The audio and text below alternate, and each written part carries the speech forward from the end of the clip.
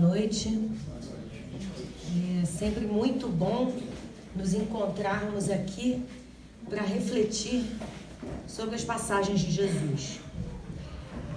Esse tema, no mês passado não, em março, vocês ouviram a Lucília Araújo falando sobre esse mesmo tema, que foi o tema da Caravana da Fraternidade, o antigo pré-evento da Praça Florida de Livros. E como eu também fiz a palestra em outra casa espírita, quis trazer esse estudo para vocês, porque, embora seja o mesmo tema, as abordagens sempre são diferentes, né? Então, eu espero que a gente possa se envolver nessa passagem de Jesus, que também foi tema do nosso encontro de Jesus do ano passado, do final do ano. Eu vim para que tenham vida em abundância. Mas não vai ser o encontro de Jesus. Vai ser diferente, sempre tem uma novidade para a gente estudar. Eu queria ressaltar que Jesus, quando fala essa passagem, e essa passagem está em João, no capítulo 10, versículo 1 a 21, Jesus não fala isso para uma multidão, para uma plateia de várias pessoas, para o povo. Jesus fala isso quase que como uma confissão, uma confidência. Ele fala isso quando estava reunido apenas com os apóstolos. Nessa passagem, Jesus nos diz, porque quando ele disse para os apóstolos, e depois isso ficou no Evangelho de João, que eu vim para que tenham vida em abundância. Primeira pergunta que a gente vai fazer é: o que é a vida? Mas antes de refletirmos, eu vou contar uma história, ou recontar, que está no livro há 2000 anos, descrito pelo Espírito Emmanuel, por psicografia de Chico Xavier, contando a própria história, uma parte da história do próprio Emmanuel, quando ele estava encarnado ao tempo de Jesus como senador Públio Lentulus, um senador romano. A filha do senador estava gravemente doente, estava com lepra. E o senador, embora um homem de Estado, um homem reconhecido, ele amava profundamente sua filha. Ele estava muito angustiado. Todos os médicos da época, todas as pessoas que conheciam algo da medicina da época, já tinham feito várias propostas de tratamento para sua filha, e nada era eficaz. A menina piorava a cada dia. O senador, muito triste, em conversa com sua esposa, ela lhe diz sobre os milagres daquele profeta Galileu, que estava produzindo vários fenômenos, curando leprosos, curando cegos, voltando a enxergar. Que aquele homem que só falava de bondade, de amor, fazia maravilhas, que eles deveriam procurar aquele homem. Mas o senador, como um homem de Estado, como ele poderia se envolver, procurar um homem simples, judeu, do povo, um mísero, um simples galileu? Ele não poderia fazer isso. Numa noite, sua filha, entre febres, pede ao pai uma coisa muito inusitada. Ele fala para a filhinha: o que você deseja? Peça, me diga alguma coisa que você quer muito. Flávia era o nome de sua filha. O papai vai trazer para você. E a menina, quase delirando, pede ao pai: traga o profeta Galileu. Eu quero ver o profeta Galileu. E aquilo nós diríamos na nossa linguagem, foi um soco no estômago do senador romano. Como ele poderia ir atrás daquele profeta, daquele homem simples e do povo? Como ele poderia se rebaixar tanto? Em conversa com sua esposa, a esposa diz para ele que embora eles fossem da sociedade, embora ele estivesse na posição de um homem de Estado, ele deveria refletir sobre as necessidades de sua filha. E ela, ouvindo também de uma serva os milagres que a própria serva já tinha testemunhado do profeta Galileu, ela pede ao marido que cedesse, que fosse ao encontro de Jesus. E ele fica consternado com a situação, pensando como ele iria à procura daquele homem, um homem simples do povo, como as pessoas o olhariam, falariam dele, um senador do Império Romano, procurando aquele Galileu. E decide aceitar a proposta da esposa, porém, iria no fim da tarde, quando as pessoas já estivessem meio recolhidas, e fingiria que estaria fazendo um passeio para conhecer a fonte da cidade, porque eles estavam em viagem em Cafarnaum, porque aqueles ares seriam propícios para a melhora de sua filha. E ele saindo com a cabeça em turbulência. Primeiro ele pensava, como eu vou me comunicar com aquele Galileu? Provavelmente aquele homem falaria o aramaico, a linguagem dos hebreus, e ele era um senador romano. Será que aquele homem falaria o grego, pelo menos? Então a grande preocupação dele, dentre tantas, era como ele iria se comunicar. E ele vai viajando, vai andando a cavalo e resolve ficar sentado num banco ao longo da estrada e observando naquele momento a paisagem. Ele é tomado de profunda emoção. Ele começa a perceber a paisagem mais bela que já havia visto. Ele não estava ali para isso e começa a sentir uma emoção tão profunda como ele jamais havia sentido em sua vida. Ele sentado, meio cansado, meio sonolento, começa a ouvir passos se aproximando. E de repente é tomado de profunda emoção.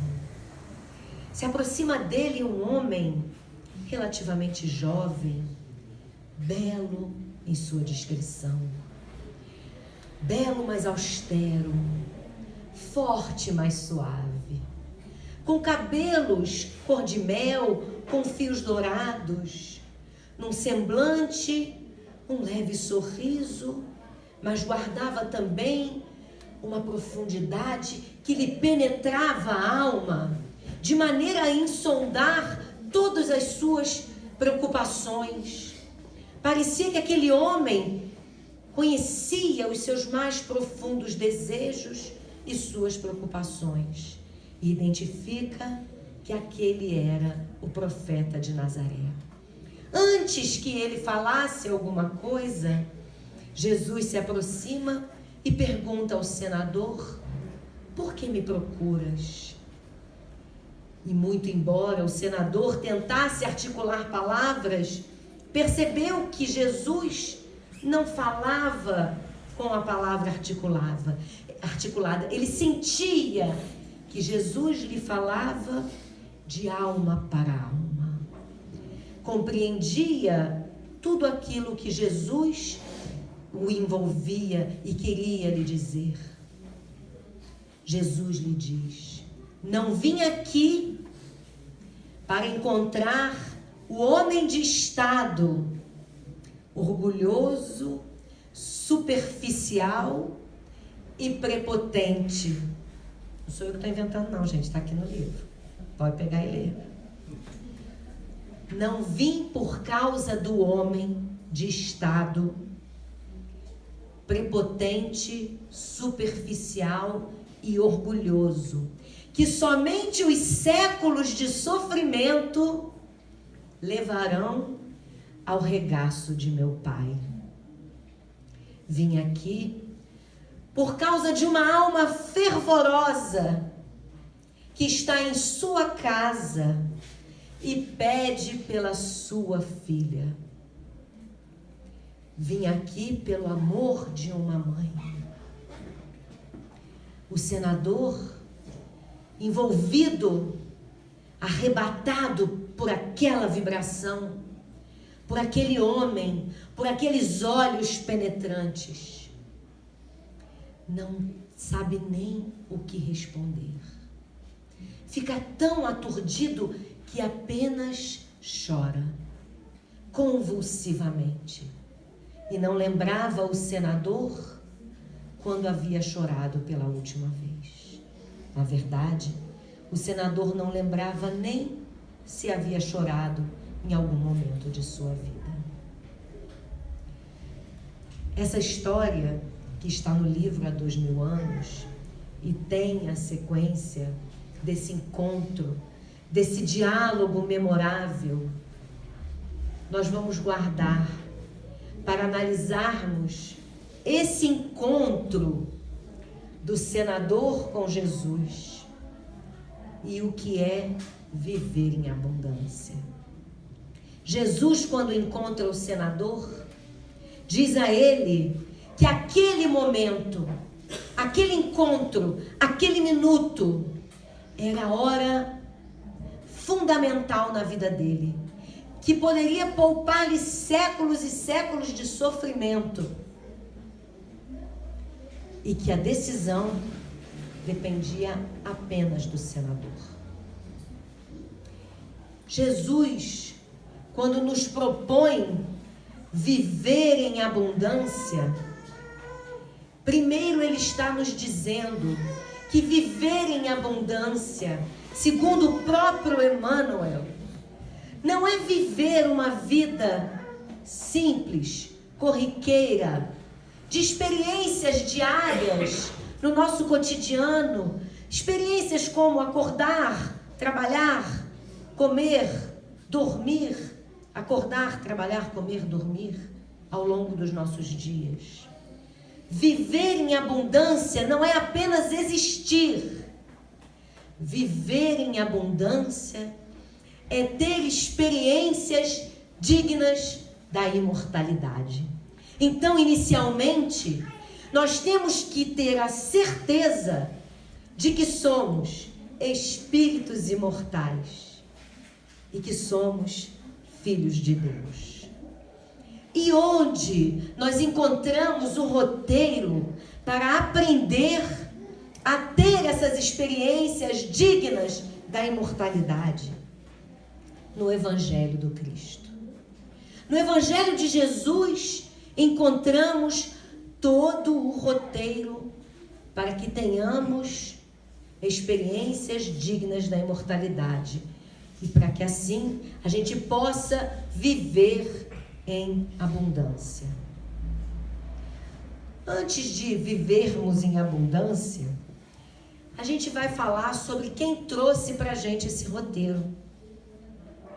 Jesus, o Espírito que presidiu, que participou, que organizou a construção do nosso orbe, do planeta Terra, que há mais de 4 bilhões de anos, que é a idade da Terra, ele já era espírito puro, ele já era espírito perfeito. No livro A Caminho da Luz, quem lê o livro de férias, não precisa levantar o dedo aqui, porque depois a gente vai conversar sobre isso. No livro A Caminho da Luz, Emmanuel nos diz que o sistema solar onde Jesus evoluiu, onde ele evoluiu, porque ele foi criado como nós, não existe mais. Então vamos fazer uma conta rápida. A Terra tem 4 bilhões de anos. Jesus já era espírito puro. 6 bilhões, né? 4 bilhões é a humanidade. 4,5. 4,5, obrigada. 4 bilhões e meio de anos a Terra. Jesus já era espírito puro. O sistema solar onde ele evoluiu já não existe mais. Quanto tempo a gente acha que demora para um sistema solar sumir, desaparecer, acabar a sua função, o seu tempo, o seu ciclo de existência? Bota bilhão de anos para isso, né? Então, esse espírito que veio nos ensinar através dos seus exemplos, através das suas mensagens, como nosso mestre, como nosso modelo, como nosso guia, como nosso professor de vida em abundância, parece-me que é um espírito que tem um pouquinho mais de experiência do que a gente, né? Parece, assim, pela idade, que a gente pode imaginar dele como espírito puro, que tem mais experiência do que nós. O que nós falamos sobre as pessoas mais velhas, sobre os mestres, sobre os sábios, que eles têm o quê? Sabedoria. Então nós precisamos aprender com eles. É claro que nós aprendemos com os mais novos também, nos ensinam muito, principalmente paciência, quando a gente está falando de filho, né? Então a gente desenvolve esse quesito paciência, tolerância, né? Ou não, a gente é para desenvolver, né? É para desenvolver.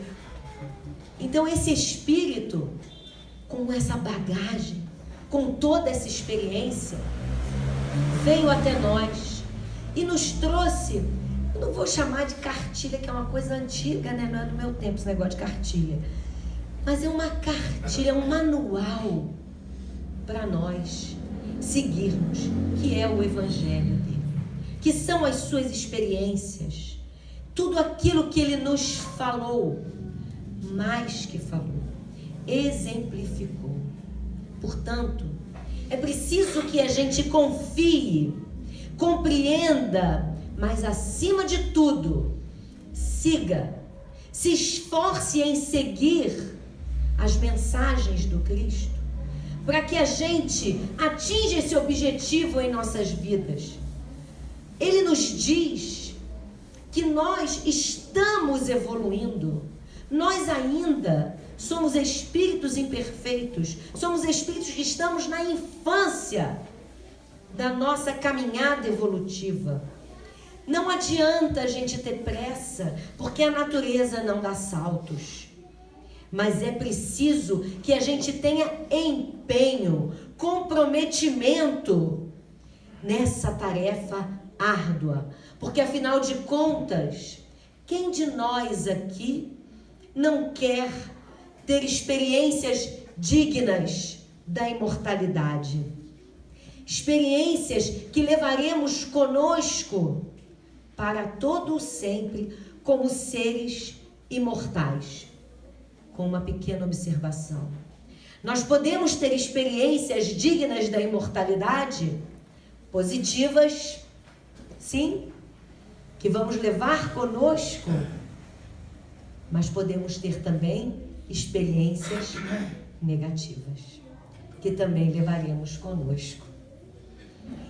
Portanto, todos nós, eu gosto de dizer e lembrar, a gente tem sempre um defeitinho predileto, que a gente insiste em levar para outra encarnação, porque a gente não se empenha o suficiente, porque não dá, Andréia, não dá. Dá, gente. Dá, uma hora tem que dar, e eu depois vou contar uma história para vocês verem que isso é verdade. Porque a gente normalmente é teimoso, é renitente. Então nós passamos por várias encarnações perdendo a oportunidade de nos livrarmos do tal defeitinho predileto. Não, isso é muito difícil. É o egoísmo, ou é a vaidade, ou é o orgulho. Gente, a gente tem tudo isso. Eu lembro uma vez, eu guardei e vou dividir com vocês. Uma vez, o Jamil, numa palestra aqui, falou, é verdade, a gente tem 5 coisas para desenvolver, né? Eu tenho 100% de impaciência. Aí nessa vida, eu resolvo 20%. Então eu desencarno ainda com 80% de impaciência no meu ser. Mas eu vou reencarnar com 80% de impaciência no meu ser. Mas eu tenho que trabalhar em paciência. E aí eu vou trabalhar. Mas eu vou trabalhar pouco, porque me deu uma preguiça de trabalhar em paciência nessa vida. Porque essa vida eu resolvi fazer outra... Gente, nós vamos trabalhando as nossas imperfeições, sim. Mas nós sabemos que é muito difícil a gente resolver tudo.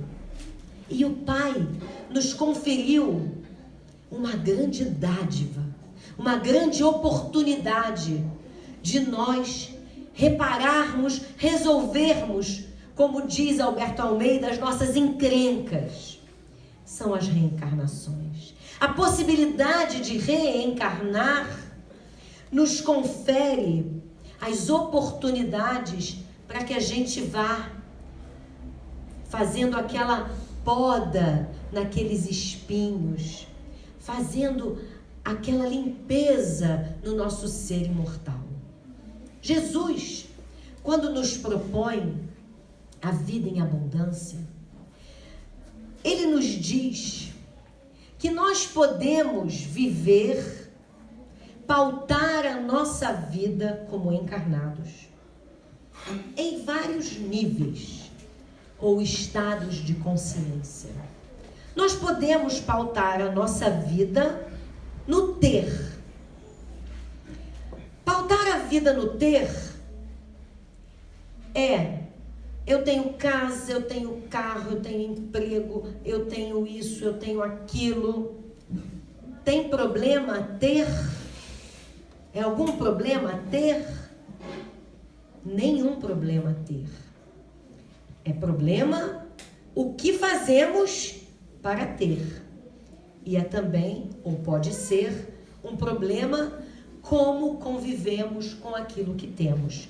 Porque quando a gente desencarnar, o que a gente tem, os nossos bens materiais, os nossos diplomas pendurados na parede, nós vamos levar.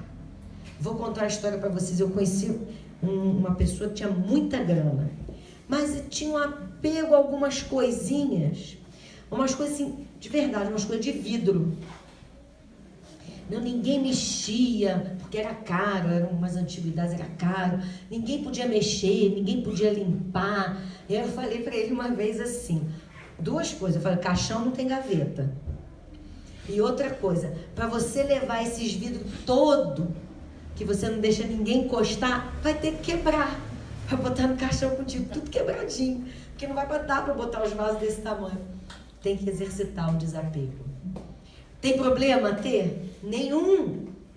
Mas quantas pessoas sucumbem moralmente para ter algo, para adquirir algo, para conquistar algo? E quantas pessoas se perdem no egoísmo, na avareza com aquilo que tem, com os bens materiais. Deixam de viver ao lado de sua família, deixam de aproveitar os momentos únicos ao lado de um filho, de um neto, de uma esposa, de um marido, de um companheiro. Porque precisa ter mais, precisa ter mais.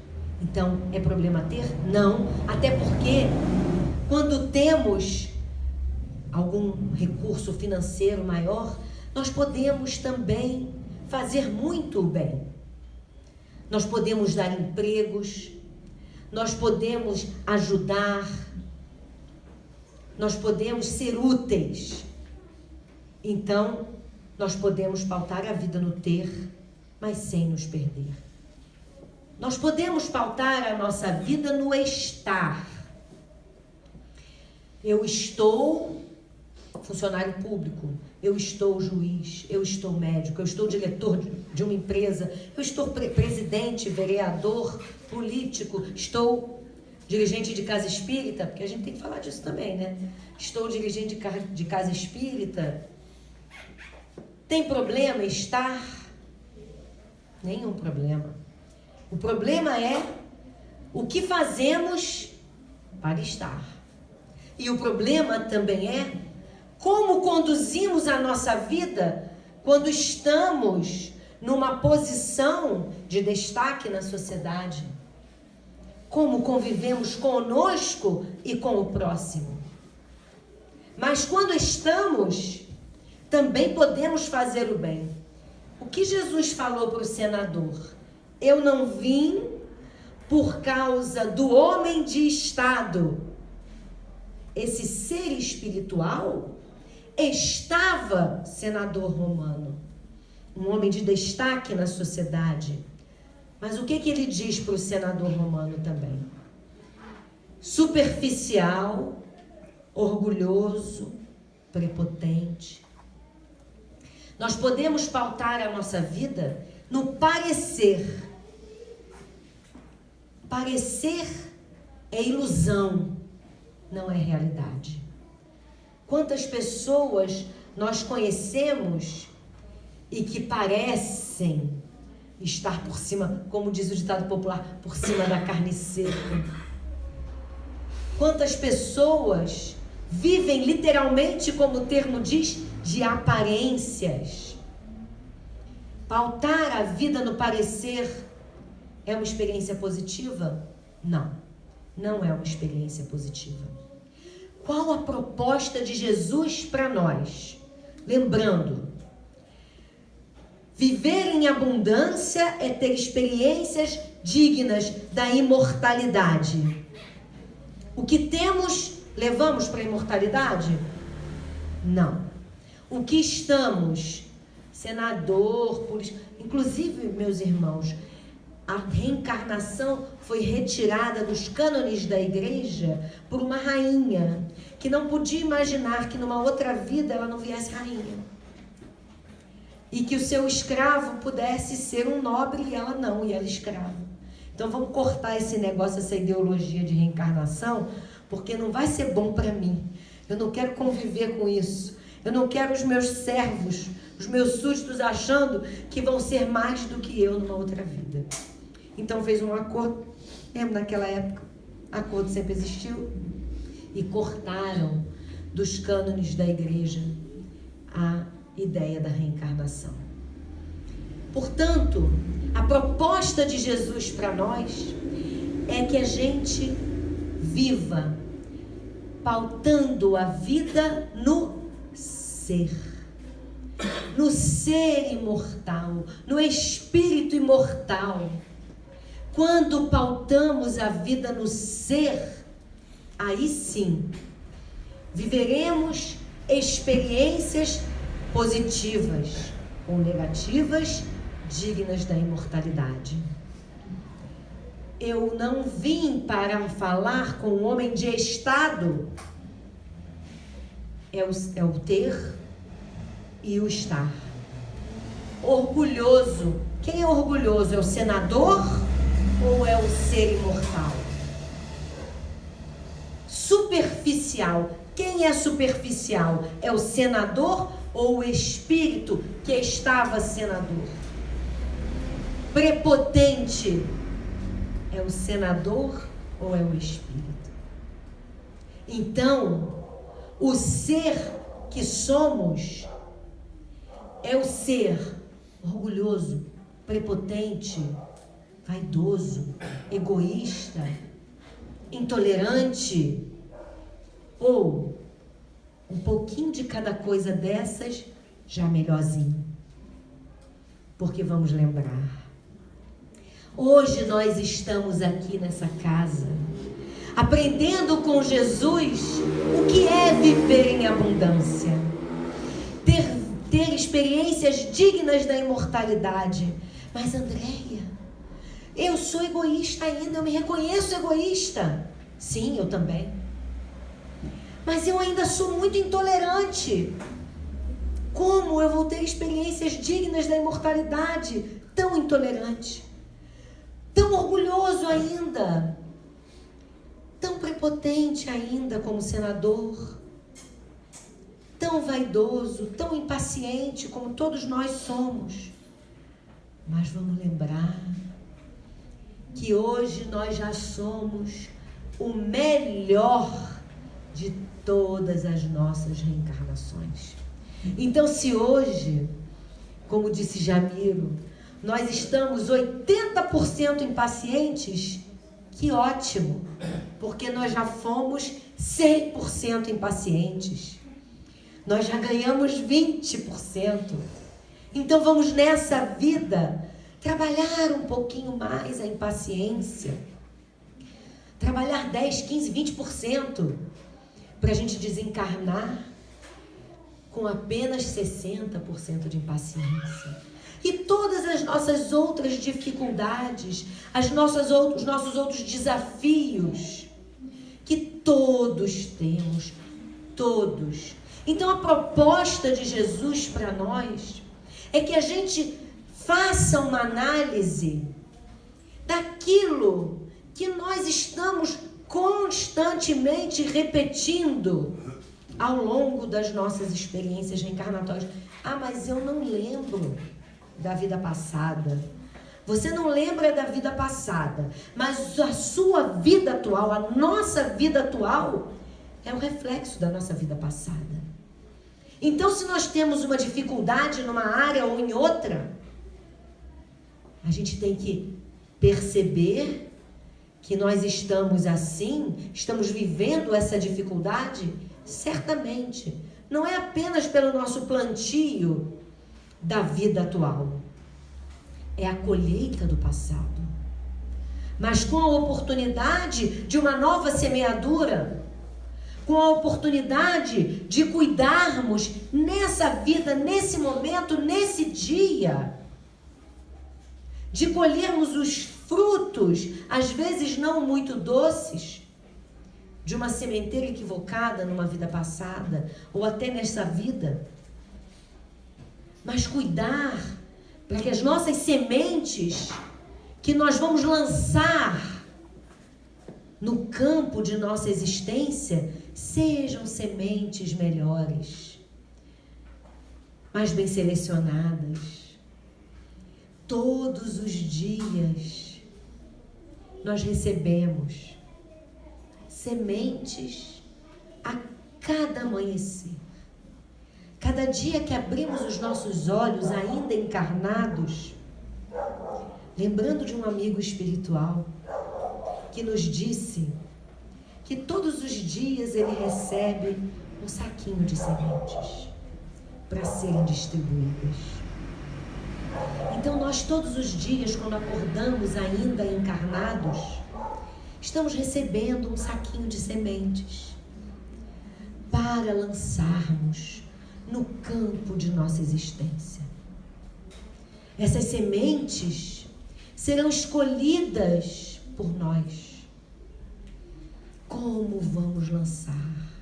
Como vamos preparar esse terreno? Podemos escolher sementes doces, que vão nos render frutos doces.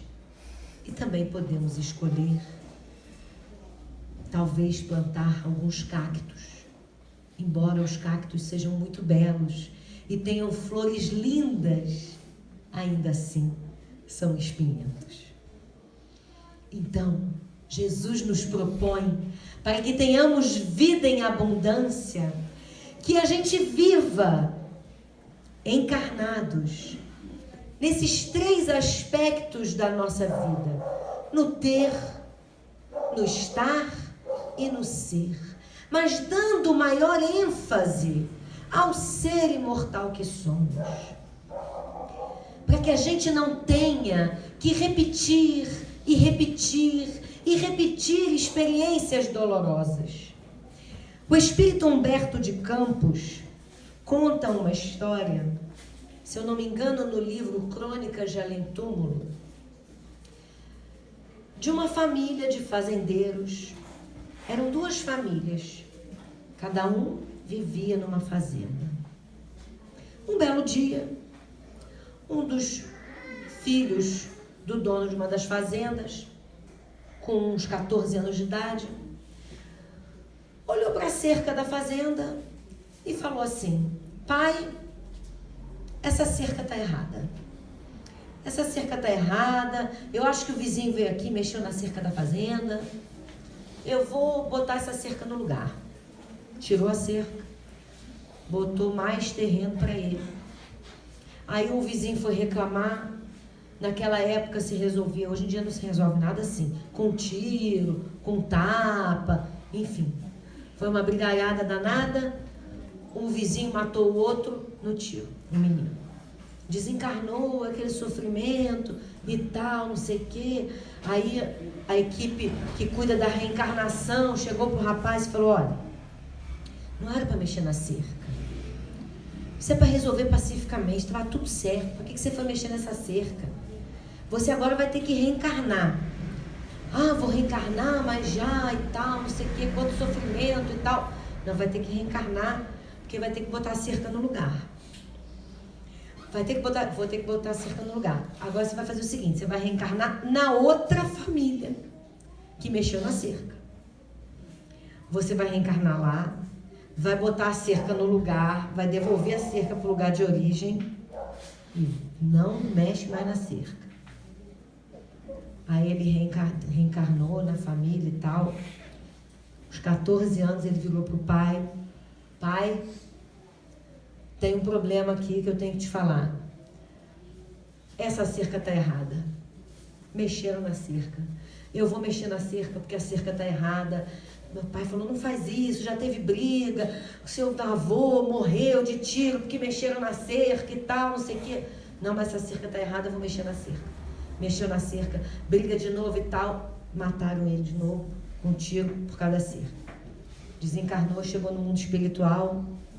O benfeitor falou: meu filho, falei que não era para mexer na cerca, meu Deus do céu. Você toda hora mexe, deixa essa cerca em paz.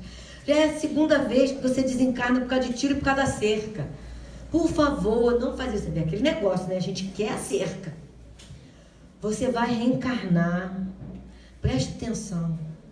Meu filho, não mexe na cerca. Você vai ficar tentado a mexer na cerca. Mas foco. Foco na encarnação. Não mexe na cerca. Faz um mantra. Não mexe na cerca, não mexe na cerca, não mexe. Quando você pensar na cerca, você lembra da família, dos parentes antigos, do parente do outro, que teve briga, que matou e tal. Não mexe na cerca. Tá bom, me comprometo, não vou mexer na cerca. Reencarnou. Com 14 anos ele virou pro pai: pai, essa cerca tá errada. Vou mexer na cerca. O pai falou: não faz isso, pelo amor de Deus. Teve na outra família, já teve morte. Na nossa já teve morte. Tataravô e tal. Morreu por causa de tiro. Deu muita briga por causa dessa cerca. Uma desavença danada. Meu filho não mexe na cerca. Não, vou mexer na cerca. Chamou a família, reuniu. Eu vou mexer na cerca porque a cerca está errada. Quando ele foi dormir, antes de mexer na cerca, ele foi levado para o mundo espiritual pelo benfeitor. O benfeitor olhou para ele e falou: olha só, preste atenção. Você assumiu o compromisso de não mexer na cerca. Eu assumi o compromisso de não deixar você mexer na cerca. Se você mexer nessa cerca de novo, eu vou entregar minha carta de demissão de protetor espiritual. E você se vira. Não mexe na cerca. Resolve de uma vez por todas. Você não pode falhar de novo no mesmo problema, no mesmo aspecto. Deixa essa cerca em paz. Aí ele voltou para o corpo e não mexeu na cerca. É claro, meus amigos, que o espírito protetor não entrega a cartinha de demissão. Isso é uma maneira que Humberto de Campos conta essa história.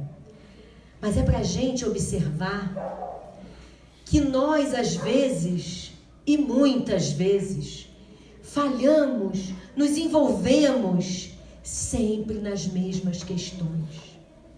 Observem nas nossas vidas quantas vezes nós estamos falhando nos mesmos aspectos. Jesus, quando fala para o senador romano, que não veio falar com um homem de estado superficial, orgulhoso e prepotente, que apenas os séculos de sofrimento levarão ao regaço de meu Pai. Jesus está não condenando o senador romano, mas dizendo que se ele não modificasse, como o nosso amigo que mexeu na cerca, naquele instante, naquela oportunidade, ele teria sofrimentos em sua vida. Estava soando para ele uma grande oportunidade, a oportunidade da virada. Quantas vezes a oportunidade da virada bate na nossa porta? Que a gente não perca essa oportunidade. O senador romano também ouve de Jesus uma promessa, e que ele faz para nós: que somente os séculos de sofrimento levarão ao regaço de meu Pai, que mesmo através do sofrimento nós vamos evoluir. Só que Jesus, quando nos propõe uma vida pautada no ser, trabalhando as nossas dificuldades, as nossas imperfeições, Ele está propondo que a gente tenha o máximo de evolução com o mínimo de sofrimento. É isso que Ele quer para nós. Ele quer que a gente cresça, evolua pelo amor e não pela dor. Não mexe na cerca. Não precisa essa dor. Aceita. Aceita o desafio com resignação, com disposição. Vence a tua batalha íntima. Na passagem de João, ele diz que os ladrões vêm te assaltar. Quem são os ladrões? As nossas imperfeições, as nossas dificuldades, que vêm roubar a nossa paz.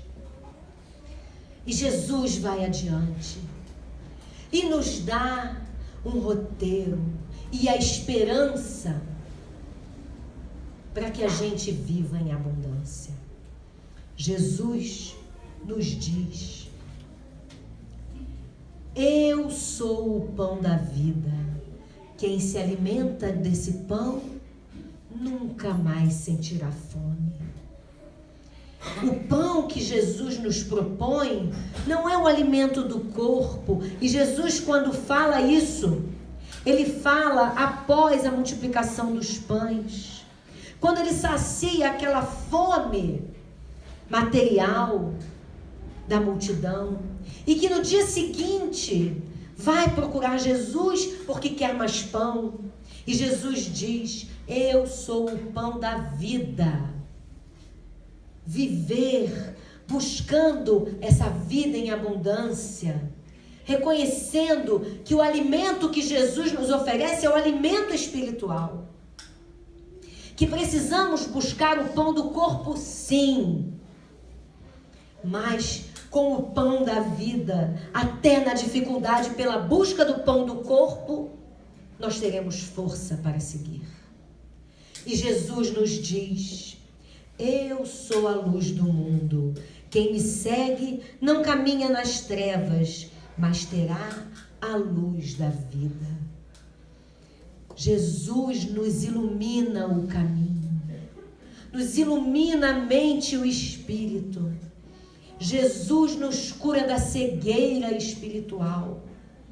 Jesus nos dá a luz para que a gente enxergue sempre o melhor caminho a seguir.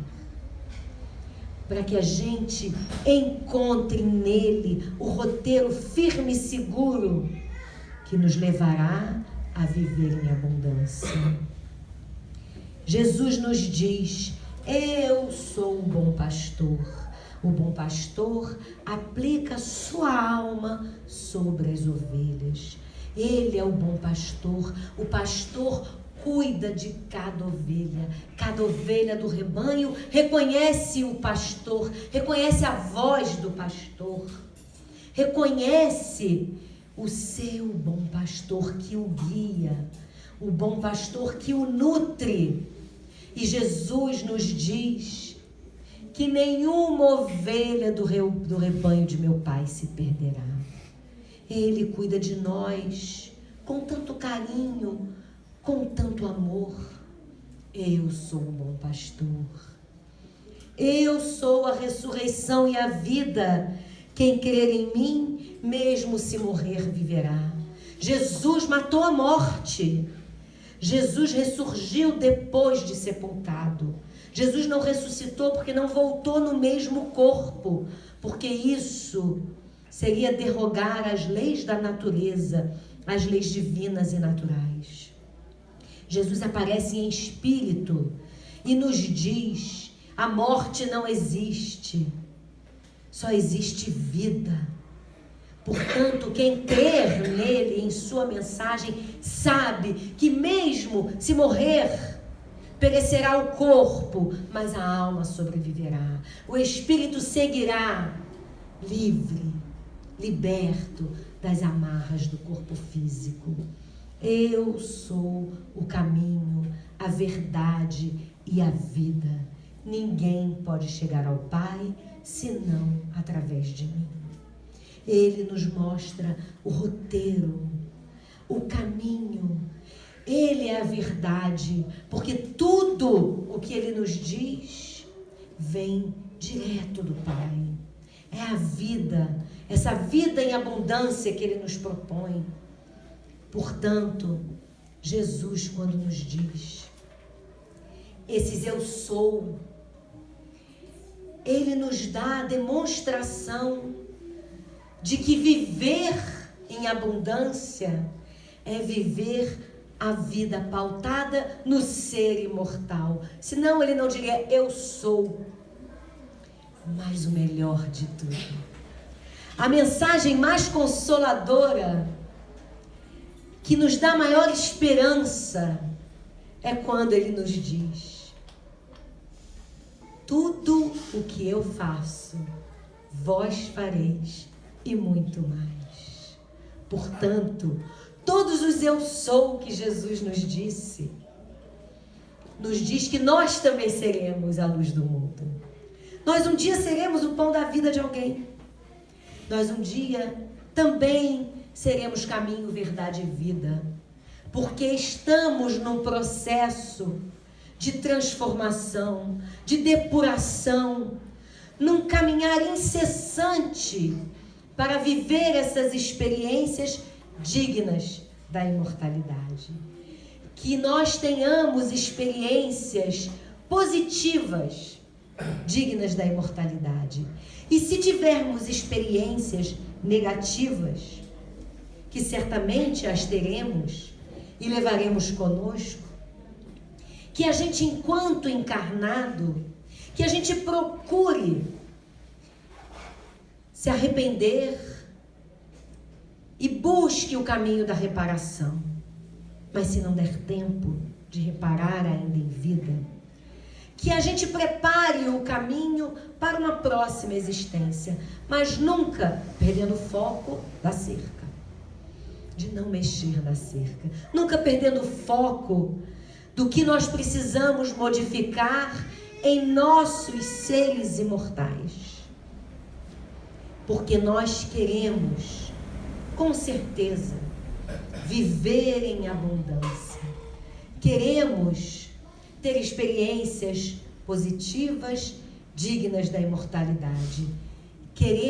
Desejamos com muito afinco ter o máximo de evolução com o mínimo de sofrimento. E isso só depende de nós. Nós já temos o bom pastor. Nós já temos o nosso professor de vida em abundância. Esse Espírito que, através de bondosos mensageiros, vem nos falar: não mexe na cerca. Vem nos incentivar à melhora, à concórdia, ao perdão, ao carinho, à tolerância, ao amor. E se tivermos dúvida, porque às vezes pensamos no que é a vida, basta a gente lembrar de uma música. E a vida? E a vida, o que é? Diga lá, meu irmão. Ela é a batida de um coração, ela é uma doce ilusão. Mas e a vida? E a vida o que é, meu irmão? Ela é sofrimento, é alegria, é lamento. Ela é uma doce ilusão. Há quem fale que a vida da gente é nada no mundo, é uma gota, é um tempo que não dá um segundo. A quem fale que é o divino mistério profundo, é o sopro do Criador, numa atitude repleta de amor. A quem fale que a vida da gente é nada no mundo, perdi.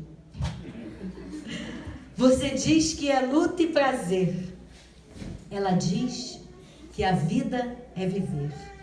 Ele diz que melhor não é, pois o verbo... Ih, gente, perdi tudo. O melhor é morrer. Que amada não é e o melhor é morrer. Eu só sei que confio na moça e na moça eu ponho a força da fé. Somos nós que fazemos a vida, como der, ou puder, ou vier. Sempre desejada, por mais que esteja errada. Ninguém quer a morte, só saúde e sorte. E a pergunta roda e a cabeça agita, mas eu fico com a pureza da resposta das crianças. É a vida, é bonita e é bonita. Viver e não ter a vergonha de ser feliz. Cantar, cantar e cantar. A beleza de sermos eternos aprendizes. Eu só sei que confio na moça e na moça eu ponho a força da fé.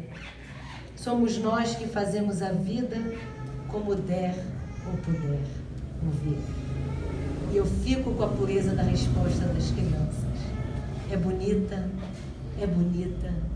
e mesmo às vezes sofrida, é bonita. Que Jesus nos abençoe. Eu juro que cantar seria mais fácil, mas eu não ia fazer isso com vocês. Cantar eu não ia.